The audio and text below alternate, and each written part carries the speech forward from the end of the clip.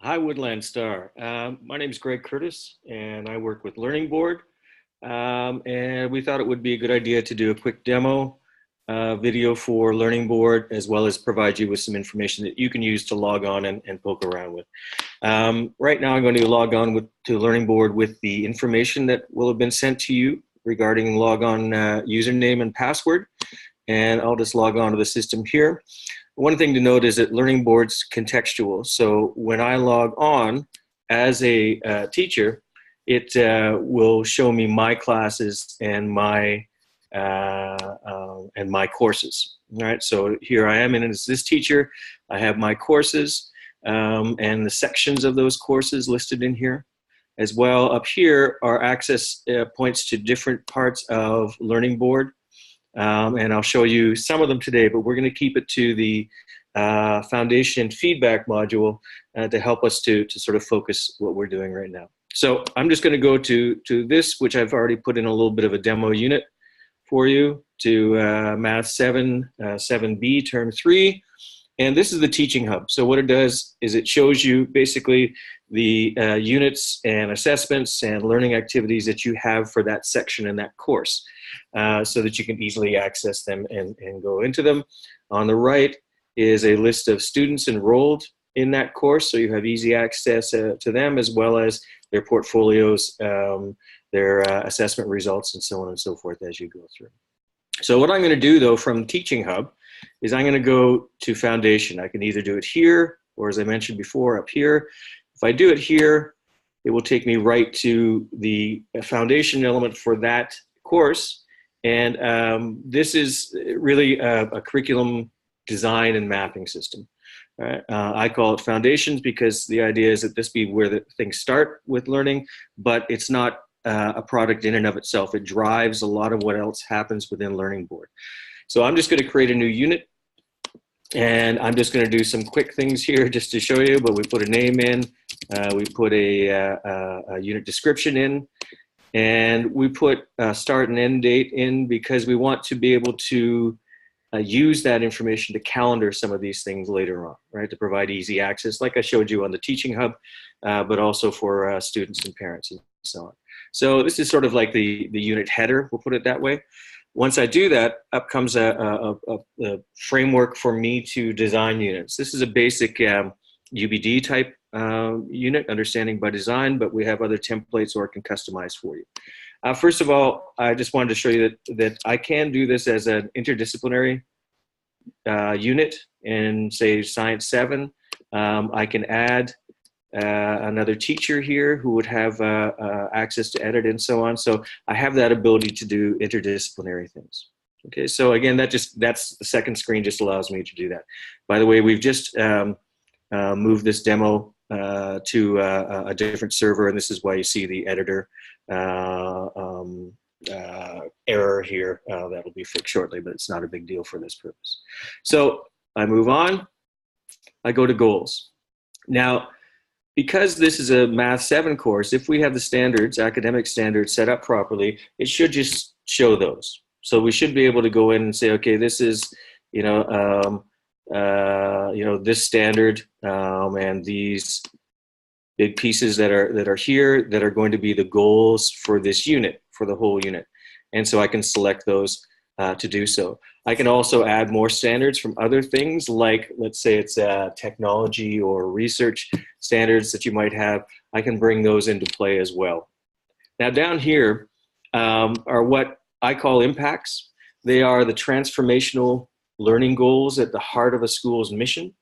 And some of them may look like 21st century skills. Some of them might look a little different, like flexibility and adaptability, initiative and self-direction.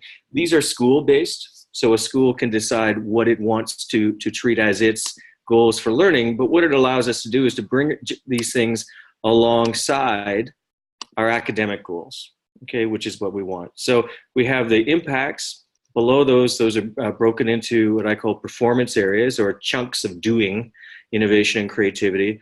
And then I have indicators. They're not standards, but they're things that a student, again, at that age level, because this is contextual to the course, which is attached to grade levels and so on, the things that they might do to demonstrate those desired goals. So we have the ability to do that. We can also put in transfer goals, enduring understandings, knowledge and skills, those sorts of things that you might find, but it's level of customizability here is quite high, and we can go in and again set our goals for the entire unit. You may have noticed as I clicked on something, let's click on that, the saved button comes up here at the top right. So it saves automatically as we go through. All right. So I'm going to go to stage 2 of the typical understanding by design area. And I just wanted to show you something though first. You see on the right-hand summary, or right-hand side, there's a unit summary. Everything that I've added is automatically added to this unit summary so that I have access to those. And it just provides a handy place for me to be able to refer back to elements of the unit without having to move to different tabs and so on. So in the assessment area, I'm going to go in again, give it a title. This is something you can or cannot use. I prefer a different way of doing this, but in this demo for this school, they had assessments of or assessments of for learning. I'll check one of those. Again, a start end date, just to be able to help to calendar and keep access to things, and a description. And these descriptions, again, and these elements are there to be used in other areas. Again, like a student calendar. So if I go in as a student and I see there's an assessment or a learning activity on this day, I can then click on that and up will pop the description, up will pop any of the other pieces that you want to have in place, evaluation criteria, etc., and so on. But the big thing I wanted to show you, because it's important to what I want to show next, is the ability now to go through, and I can go through and align this assessment with standards. You might note that the ones that I selected in stage 1 as unit goals are highlighted in green. So I can make sure that I'm assessing those and aligning that and my assessments with the goals of the unit. I can also choose other things if I want to, if it's an opportunity to do that, because we want to make sure it's useful in that way. You'll notice that a self-assessment button pops up here when I select that learning goal.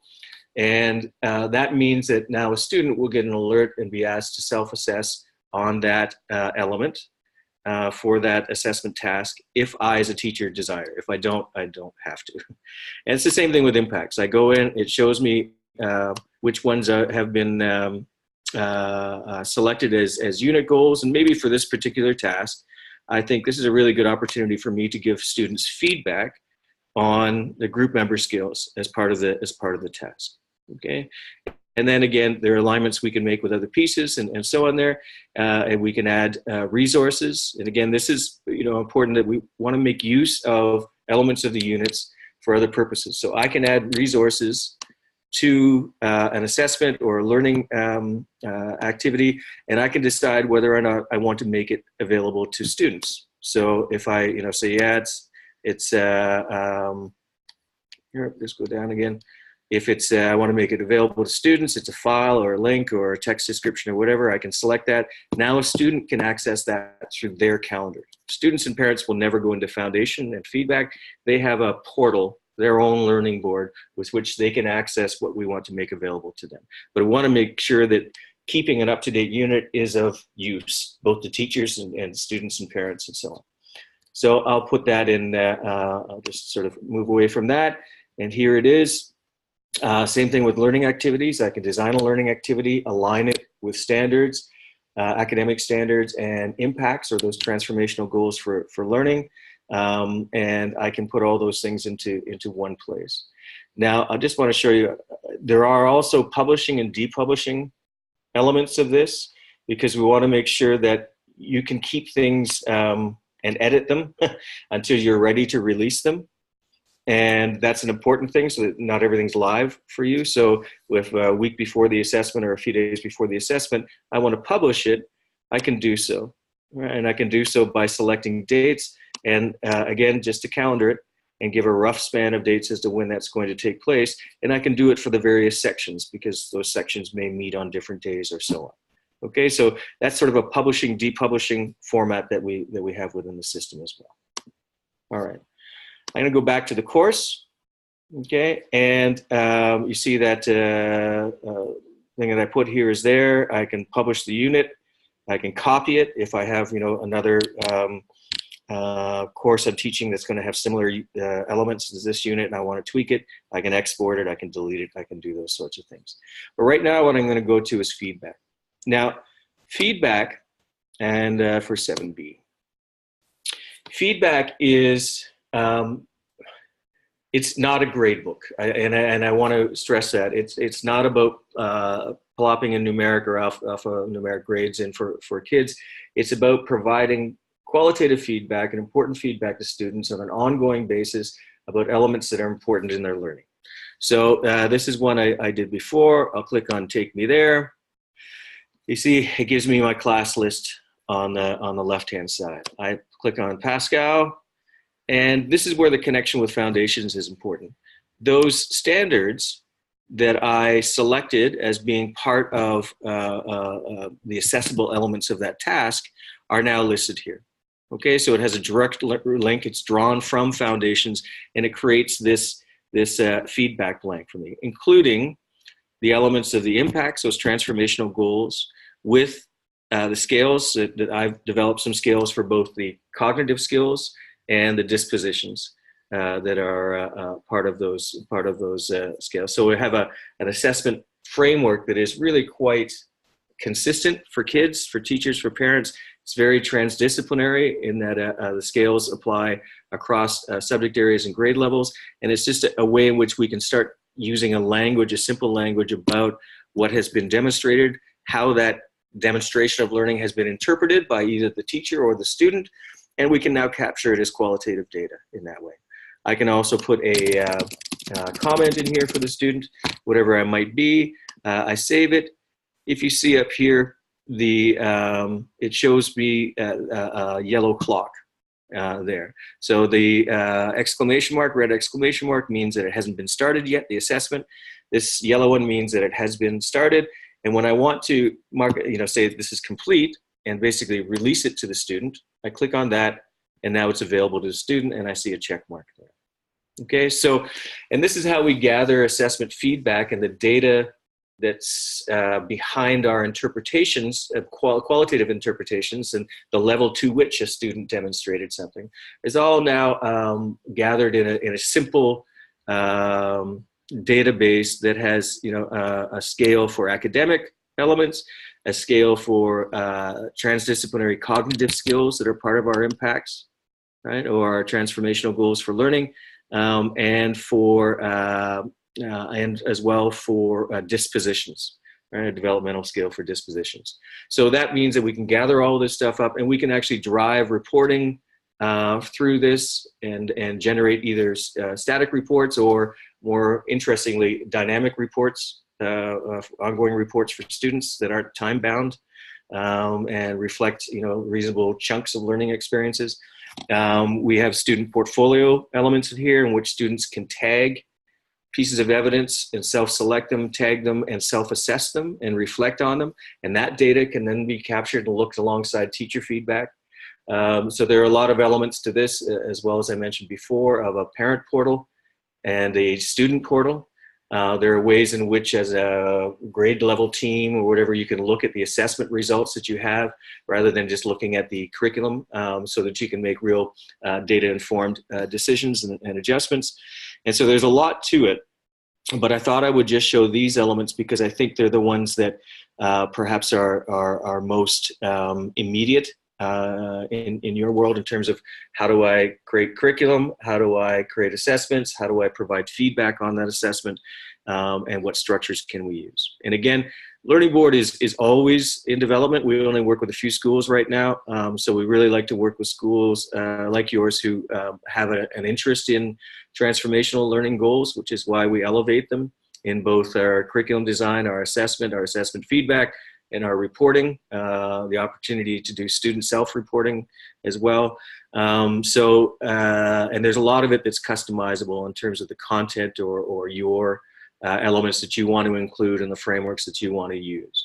Okay, so I hope that helps. It probably seems like a very quick run through, which I'm sure it is, but I thought it might be helpful just to show you what's in place and to help to give you a little bit of an orientation. And again, one thing I'll mention is that excuse me, I'll go back to foundation, because as you're playing around, one thing I want you to note is that in order to see a unit in the Teaching Hub calendar, you need to first publish it, okay?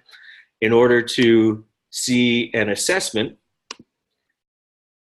in that same calendar or in the feedback bit, I need to go in, I need to go to assessments, and I need to publish that as well. We have a calendar-driven piece that we're putting in place now, but I just thought I'd show you that because you'll wonder where it is.